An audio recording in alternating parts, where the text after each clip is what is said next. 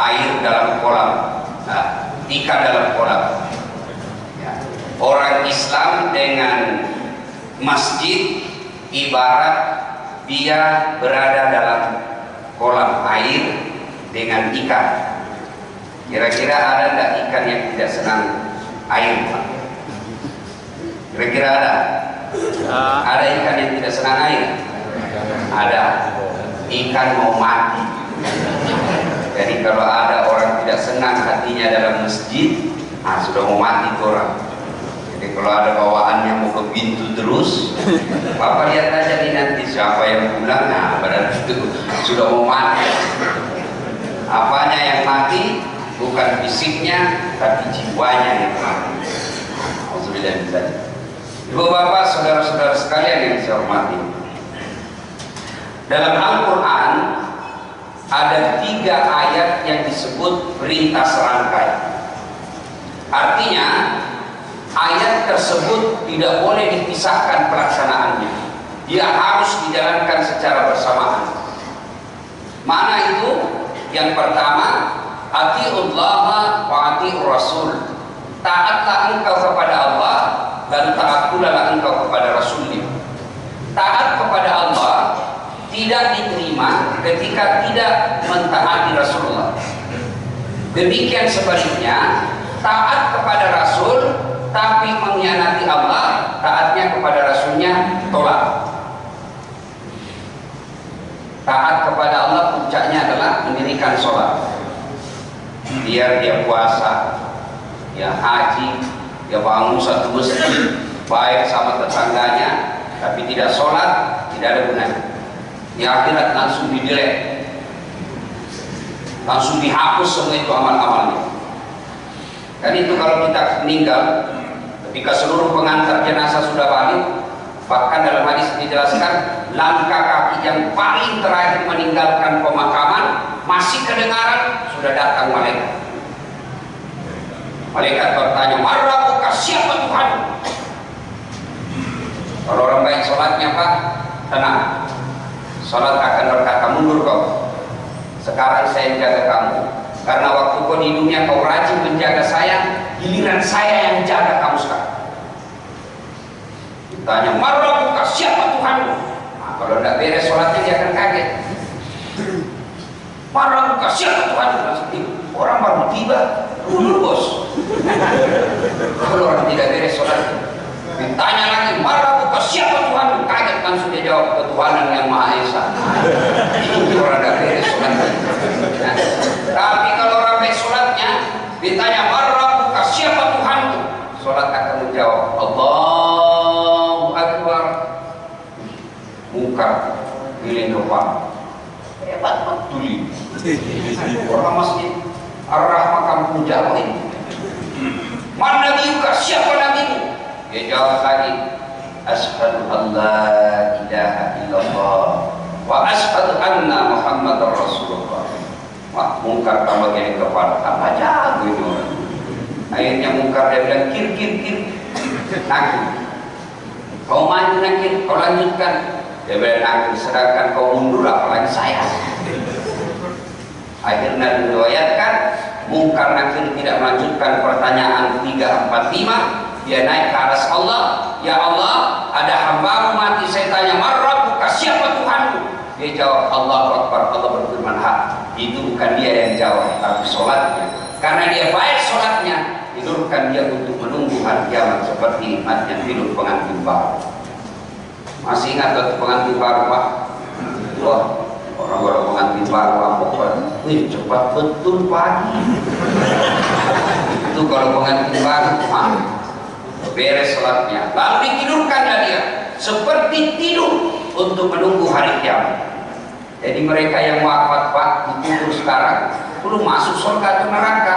Rasulullah pun sendiri belum masuk surga sekarang, ngantri menunggu untuk datangnya hari kiamat di dalam kubur. Itu kalau orang baik sholatnya. Kalau tidak baik sholatnya, datanglah malaikat. Dia bilang, "Malaikat, sudah lama saya duduk kamu banyak sekali ceritamu, kalau bicara politik hatam kau punya itu.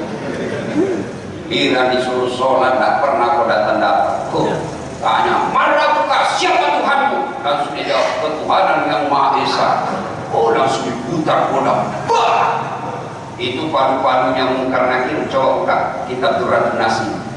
Palu-palunya Munkar Nakir kata Nabi 7 kali 70 kali beratnya dunia dan isinya baru sama itu palu-palu. 1 kali palu-palu tak lempar 7 tahun baru sampai. Dia bilang anak siswa aku enak dong, bisa main PlayStation dulu. Oh, tidak, selama tak lempar kau dibakar api neraka.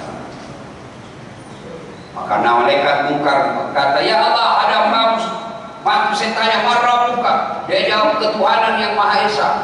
Itu bangsa Indonesia yang beres Pancasilanya, yang bagus toleransinya, tapi tidak baik sholatnya. Karena dia tidak beres sholatnya, tidurkan dia seperti tersiksanya orang tidur sakit gigi. Kalau orang tahu sakit gigi, waduh lamanya pagi, waduh lama betul pagi. Dan pada saat itu seluruh pengantar sudah balik, datanglah utusan dari neraka. Lalu jenazah ini berkata, man anta, siapa kamu? Sayalah sholatmu yang kau anggap remeh selama ini. Sayalah sholatmu yang kau anggap main-main selama ini. Apa? Udah, ekornya cuma 1, kepalanya tidak bisa dihitung. Namanya Aziz Suruja Al-Mutraf. Apa tugasmu datang ke sini? Saya diperintah Allah untuk menghukum dan menyiksa kamu untuk sampai hari kiamat. Kalau 7.000 tahun baru kiamat, 7.000 tahun kau tersiksa di dalam dunia. Bapak kalau datang merantau dari Sulawesi ke Bali sini, tidak senang di sini, masih boleh balik ke Sulawesi. Bapak tentara dipindah ke pulau terpencil, masih ada pilihan apa? Pensiun dini, selesai urusan. Tapi kalau bapak masuk kubur, senang tidak senang, tinggal kau di sini, tidak boleh kemana-mana. Itu kalau tidak beres sholat. Puncak taat kepada Allah, sholat. Taat kepada Allah, tapi tidak taat kepada Rasul, sia-sia juga. Taat kepada Rasul adalah mengimani dan mengimani Rasulullah sampai hari kiamat. Ada orang beriman kepada Rasul, tapi akhir hayatnya tidak beriman. Banyak yang begitu. Seperti sahabat Nabi, orang yang pernah beriman kepada Nabi, bergaul dengan Nabi, ketemu dengan Nabi, percaya kepada Nabi, tapi akhir hidupnya tidak beriman kepada Nabi. Siapa? Namanya Abdullah bin Ubay. Beriman kepada Nabi, bertemu dengan Nabi, bergaul dengan Nabi, tapi akhirnya akhir hidupnya dia kafir karena berkhianat kepada Nabi. Abdullah bin Ubay. Mudah-mudahan kita di sini semua beriman hingga akhir hidup kita. Melaksanakan sunnah Rasul. Kalau kita ini bapak-bapak yang paling dia senang sunnah Rasul itu apa? Poligami. Ada bapak di Sulawesi sudah tua, 42 istrinya kawin lagi 3. Tanya Pak Haji kawin lagi sudah tua, dia bilang sunnah Rasul. Baca masuk akal juga ini bapak. Boleh dah. Sekalinya dia sholat Pak, sholat asar karena terlambat cepat betul. Saya tanya, Haji kok cepat betul? Nabi itu kalau sholat sampai bengkak betisnya. Itu kan Nabi. Saya manusia biasa. Istrinya Nabi sunnah Rasul. Sholatnya tidak mengikuti sunnah. Ikuti sunnah-sunnah Rasul. Sholat sunnah Rasul itu diantaranya berjamaah. Alhamdulillah, jarang-jarang masjid sholat subuh Pak ramai seperti ini. Umumnya masjid-masjid yang saya lihat itu, kalau sudah sholat subuh, yang ada di masjid Pak, yang sudah buka-buka sakaratul maut, sudah pensiun, sudah bau minyak tawon, ada dia sudah masjid, domba batu, yang takbirnya saja sudah menderita, encok, itulah, ya. Tapi alhamdulillah masjid ini Pak masih hebatnya. Kenapa biasa orang malas datang berjamaah di masjid, melaksanakan sunnah Rasul di masjid berjamaah? Satu, karena dia tidak lihat pahalanya.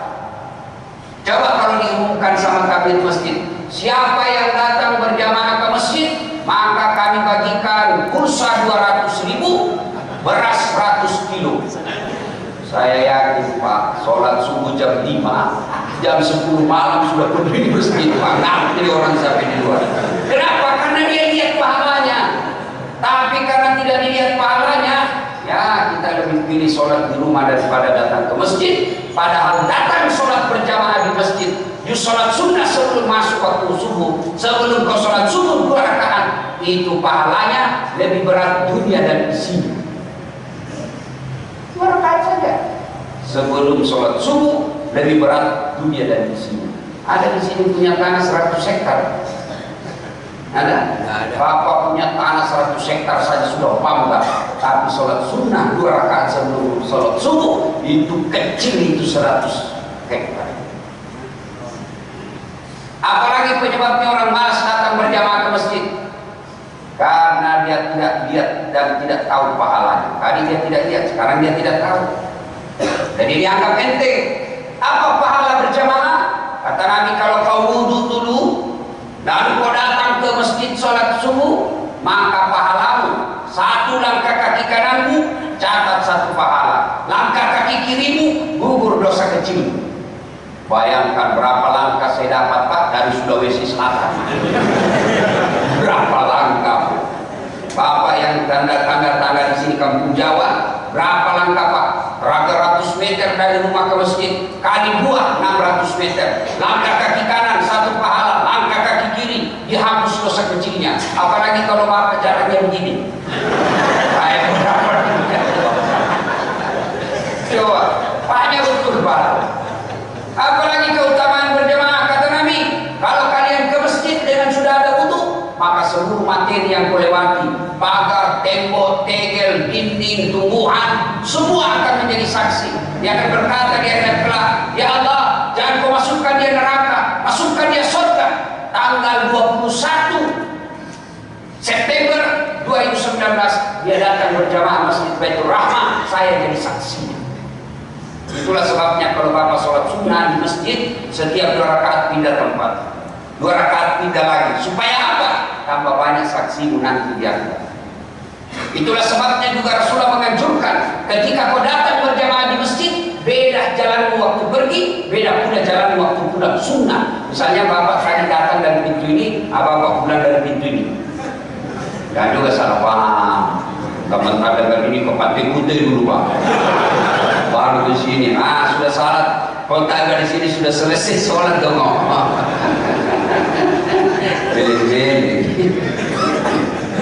Apalagi keutamaan berjamaah ke masjid. Nah, kalau Bapak datang ke masjid, misal gerimis, basah bajunya, atau debu yang melengket di badannya ketika dia ke masjid, maka baju yang basah terkena air atau baju yang terkena debu, maka baju itulah yang akan melindungi Anda agar tidak disentuh api neraka. Jadi Bapak datang ke masjid, gerimis, tidak usah cemas Pak, yang basah itu melindungi Bapak pulang dan di akhirat. Jangan juga salah paham. Komentar dengar ini musim hujan, dia tunggunya hujan keras. Begitu hujan keras dia buka payungnya, dia jalan lah.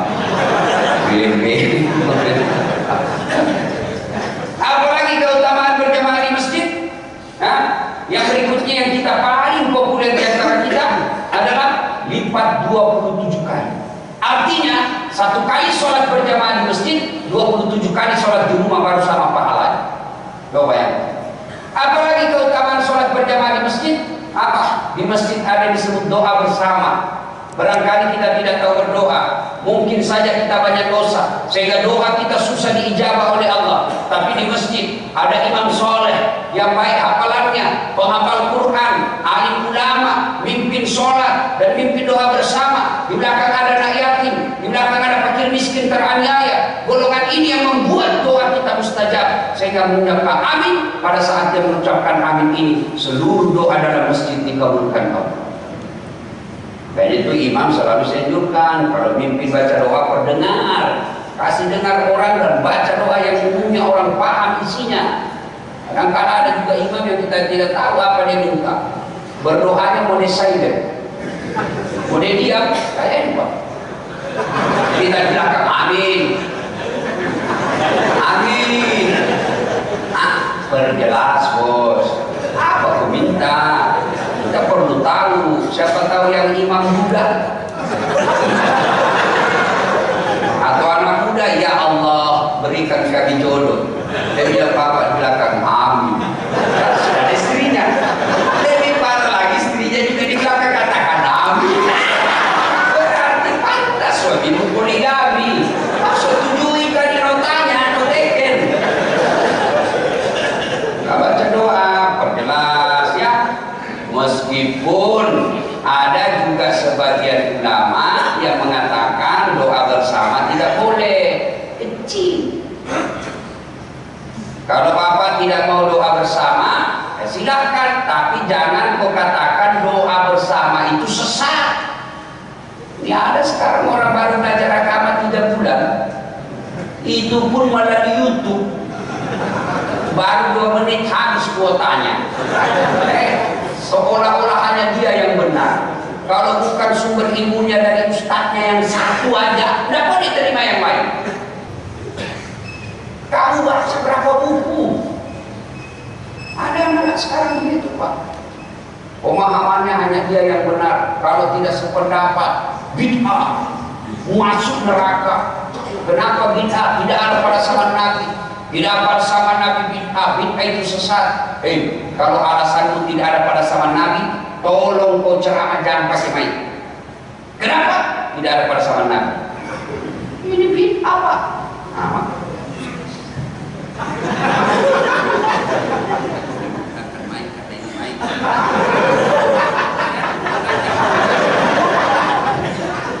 ya.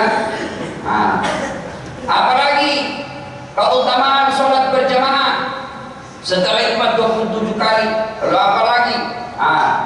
Ada di silaturahim. Coba bayangkan, bapak sibuk-sibuk dengan usaha dan pekerjaan masing-masing, tidak pernah ketemu, tapi datang berjamaah di masjid subuh, ketemulah kita bersilaturahim. Keutamaannya, apalagi keutamaan sholat subuh. Selesai sholat subuh berjamaah begini, biasanya ada rezeki pembagian nasi. Saya tidak tahu kalau di sini. Kalau tempat saya di Sulawesi ada program saya namanya subuh keliling. Saya keliling-keliling Pak. Bahkan kalau saya ceramah subuh itu kalah sholat Jumat. Ramai memang Pak, kalah sholat Jumat.